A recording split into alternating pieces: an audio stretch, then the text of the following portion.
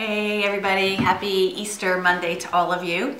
Yesterday Tim was talking about Jesus' resurrection and how each of us individually also needs a resurrection, a personal one in our hearts and our spirits. And that reminded me of two conversations I had last week about something, and I asked him if I could share it with you. And of course, now that we're filming, the upstairs neighbors are doing construction again, so if the tapping gets too loud, I'll be sure to talk louder. There they are.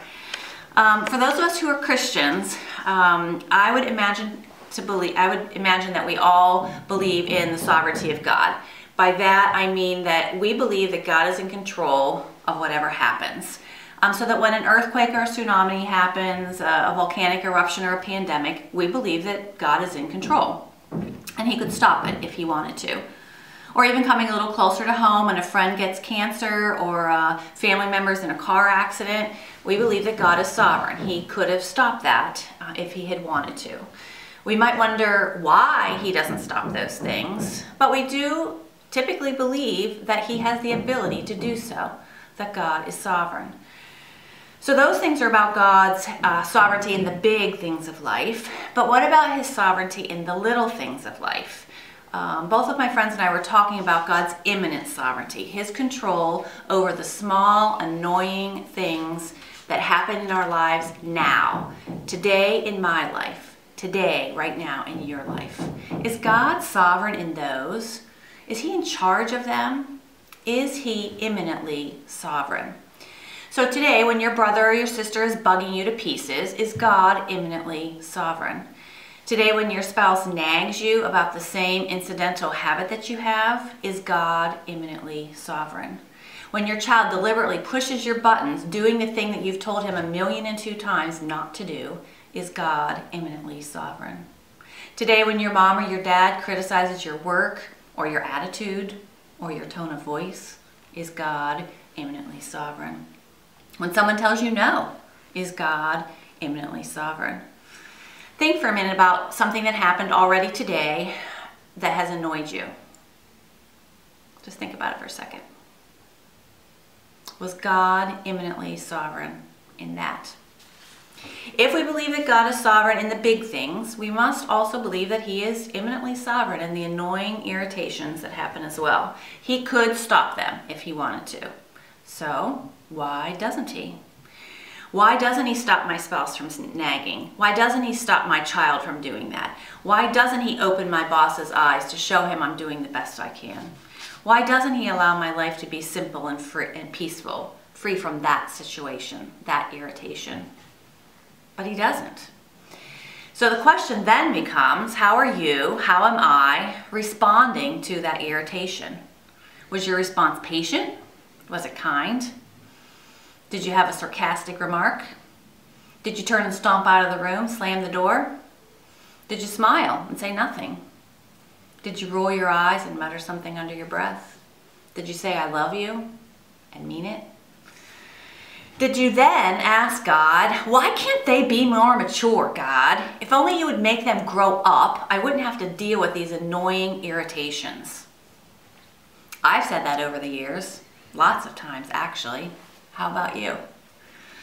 What if I turn that question back on myself? Instead, ask myself, why didn't I respond in a more mature way when he criticized me? Why didn't I keep my mouth shut when she nagged me about that again? Why didn't I just hug my brother or sister when he interrupted my story again?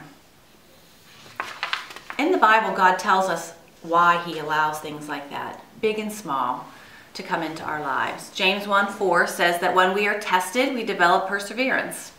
And when we persevere, we become mature and complete. We always want the annoying brother and sister, husband or wife, coworker or employer to be the one to become more mature. But what if I decided that I'm going to be the one who's going to be the more mature? And not tell them I'm going to be more mature, but just act in more mature ways.